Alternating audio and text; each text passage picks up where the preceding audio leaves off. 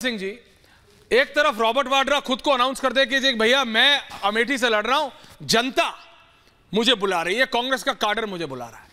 वहां कांग्रेस के नेता एक एक करके, मैं नहीं कह रहा कि संजय निरुपम कोई बहुत बड़े मास लीडर थे या गौरव वल्लभ, मैंने उनके मुंह पे बोला कि is not a mass leader, but Congress के चेहरा थे टीवी में पिछले 2-3 साल से। मिलिंद देवड़ा से लेकर ये झड़ी रुक ही नहीं रही है। और जो क्लैरिटी बाहर पार्टी में रह के ना कोई बीजेपी, ये मैं शरद जी की बात मानता हूं कि पार्टी में रह के कोई बोलता नहीं है, बाहर आके बोलते कैसे भी विश्वास करे, लेकिन जो हो रहा है वो तो सबको दिख रहा है, जनता को भी दिख रहा है कि कांग्रेस की हालत क्या हो रही है। शीतल जी देखिए, निरुपम जी की जहां तक बात है, वो एक जगह से चुनाव लड़ना चाहते थे, बहुत दिनों से उनके ट्वीट आ रहे थे, वहां से उनके टिकट का उस गठबंधन में जगह नहीं मिली, वो अलग हो गए। ऐसे बहुत से लोग राजस्थान में बीजेपी से जिनको टिकट नहीं मिला वो कांग्रेस से लड़ रहे हैं। ये चुनाव के सीजन में निरुपम जी की बात अलग है, लेकिन जहां तक इन प्रवक्ता महोदय की बात आपने की, वो गंभीर बात है। काफी जोरदार प्रवक्ता थे। संबित पात्रा के साथ उनकी बहस का एक वीडियो बहुत पॉपुलर है और वो छोड़ गए हैं, लेकिन जैसा किसी ने बताया कि पहले वो शायद राइट विंगर थे, बीच में फिर वो सेक्युलर हो गए थे, अब फिर उन्हें लगा कि राइट विंगर हो जाए। अच्छा, ये अप्रोच है, हो सकती है, इलेक्शन में होती रहती है। अब भविष्य में उनके आचरण से हम देखेंगे कि वो क्या करते हैं। ऐसा निश्चित तौर पर कांग्रेस उत्तर भारत में कमजोर हुई है। कांग्रेस में सांगठनिक समस्याएं हैं, उन दलों में सभी में होती है, इसको अस्वीकार करने की कोई वजह नहीं है, लेकिन इससे किसी का मरसिया लिखने की भी कोई वजह नहीं, क्योंकि दक्षिण भारत में अभी जो दूसरे सर्वेक्षण वगैरह हैं वो बता रहे हैं कि कर्नाटक या तेलंगाना में उसकी स्थिति बहुत बेहतर है, और राजस्थान जहां वो शून्य थी, इस बार कम से कम 7-8 सीटों पर बहुत अच्छी लड़ाई लड़ रही है। ये सर्वेक्षणों में आ रहा है।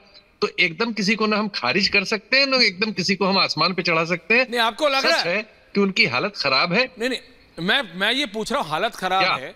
शीतल सिंह जी बोल रहे हैं, मैं जरा शरद प्रधान जी की बता रहा हूँ, उसके उत्तर भारत आ रहा हूँ। क्या ना बोलते शरद प्रधान जी, एक सीट नहीं मिल रही है 80 उत्तर प्रदेश की सीटों में से। हाँ, ना राहुल जी को, ना प्रियंका जी को, ना किसी को। रॉबर्ट वाड्रा खुद को सेल्फ क्लेम कर दे रहे हैं। हालत में कह रहा हूं, छोड़ दीजिए गौरव वल्लभ को, छोड़ दीजिए संजय निरुपम को, छोड़ दीजिए। Let's talk about Congress. Congress इस स्थिति में नरेंद्र मोदी और अमित शाह को टक्कर कैसे देगी सर? हाँ, मैं आपसे समझना चाह रहा हूं।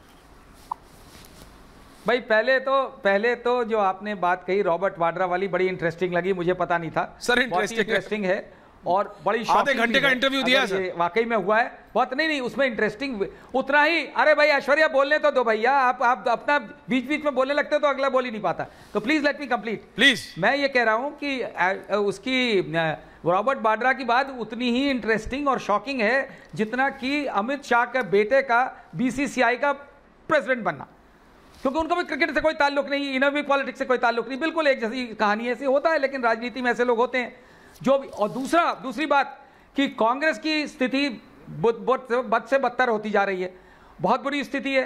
लेकिन आपने कहा जो वो भी बात में भी काफी दम है कि एक परिवार के चक्कर में पार्टी बर्बाद हो गई, काफी हद तक सही है। वैसे ही अब जो आज की डेट में कहा जा रहा है कि भाजपा का कांग्रेसाइजेशन हो रहा है, क्योंकि वहां पे भी एक आदमी की भक्ति चल रही है और उस भक्ति में मुझे फिक्र हो रही है, आपकी फिक्र हो रही है कि आपकी पार्टी का क्या होगा। अगर ऐसे ही चलता रहा, कांग्रेसाइजेशन हो गया तो इसकी भी कबाड़ा हो जाएगा।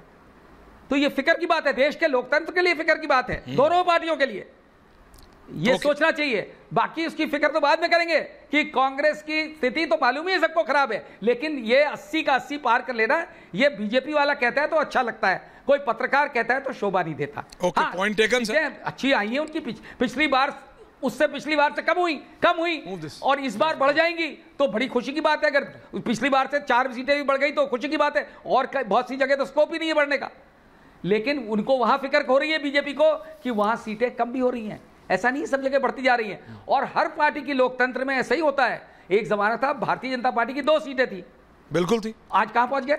तो ये नहीं सोच लेना चाहिए कि जो एक बार हो गया वो जिंदगी भर चलता रहेगा। हाँ, जब लोकतंत्र खत्म हो जाएगा तो ऐसे ही होगा, उसका आप इंतजार कर रहे हैं, उसकी प्रार्थना कर रहे हैं, उसके लिए दुआ मांग रहे हैं बहुत से लोग कि वैसे ही हो, तो अलग बात है कि अम्बेडकर का कॉन्स्टिट्यूशन खत्म हो जाए और यहाँ पे एक नई प्रथा शुरू हो जाए, तब तो फिर कोई जरूरत नहीं पड़ेगी, फिर कोई पार्टी का नुकसान और अजय जी आ रहा है, पार्टी चलती रहेगी। Ajay ji wants to counter to that. Vijay ji अभी तक बोले नहीं। अजय जी क्विक इंटरजेक्शन, फिर विजय जी से आराम से बात कर रहा हूं। अजय आलोक जी, मैं बस 10 सेकंड, कोई काउंटर, मैं बस 10 सेकंड बोलूंगा। लगातार 60 वर्ष, हाँ मैं कह रहा हूं कि लगातार 60 वर्षों तक कांग्रेस का शासन रहा। 403 आए इंदिरा गांधी की हत्या के बाद। क्या लोकतंत्र खत्म हो गया? क्या विपक्ष के किसी दल ने कहा कि लोकतंत्र खत्म हो जाएगा? इमरजेंसी लगा दी, इमरजेंसी लगाने के बाद 77 का चुनाव करवाया इंदिरा गांधी ने, तब तो किसी ने कहा ही नहीं कि लोकतंत्र खत्म हो गया। लोकतंत्र का दमन करने की कोशिश की गई, किसी की भी सरकार रहे, चाहे हम 400 पार जाए चाहे कोई नहीं जाए। कल को सत्ता में नहीं। भारत में लोकतंत्र की जड़ें बहुत, आपके कान बंद हो गए। भारत में लोकतंत्र की जड़ें बहुत गहरी हैं, खत्म नहीं होने वाली है। तो इसीलिए अगर मोदी जी आए या भाजपा आए और ये नैरेटिव गढ़ने की कोशिश करना कि लोकतंत्र खत्म हो जाएगा अगर एक ही पार्टी सत्ता में रहेगी 30-40 साल, ऐसा नहीं होता है। ऐसा होता तो भारत में इतना मतलब तो पिछले 60 साल से डिक्टेटरशिप चल रही थी आपके हिसाब से। अपने आप को कॉन्ट्राडिक्ट मत कीजिए सर, आप बहुत सीनियर हैं। विजय जी 1 वर्सेस 1।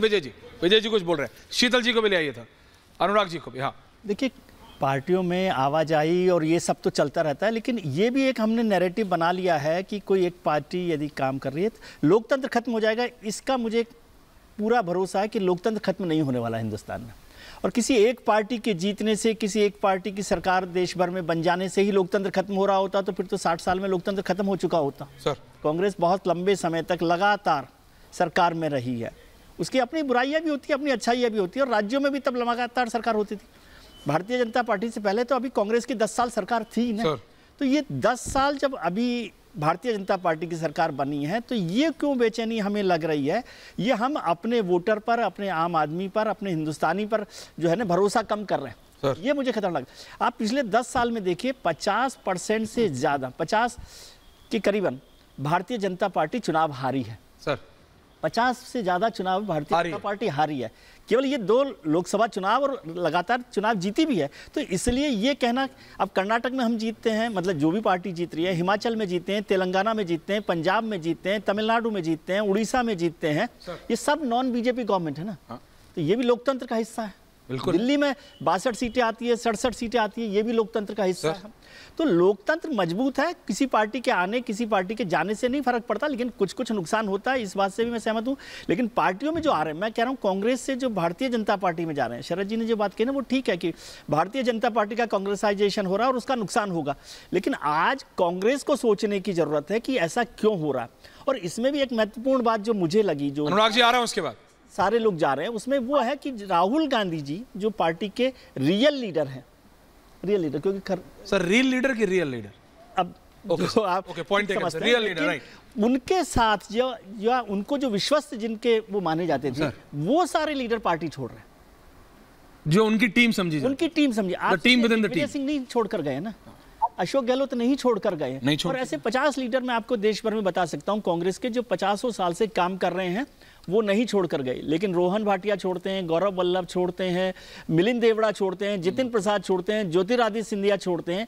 ये इसमें से 90% लोग राहुल गांधी की लीडरशिप में भरोसा करने वाले लोग, उनके कॉन्फिडेंट लोग, उनकी कोटरी वाले लोग हैं। तो इसको इंट्रोस्पेक्ट करने की जरूरत है कि क्या है, और क्या ये वजह है कि हिंदुस्तान बदल रहा है और कांग्रेस अपनी विचारधारा या अपनी जो नीति है उसमें री इन्वेंट नहीं कर पा रही है।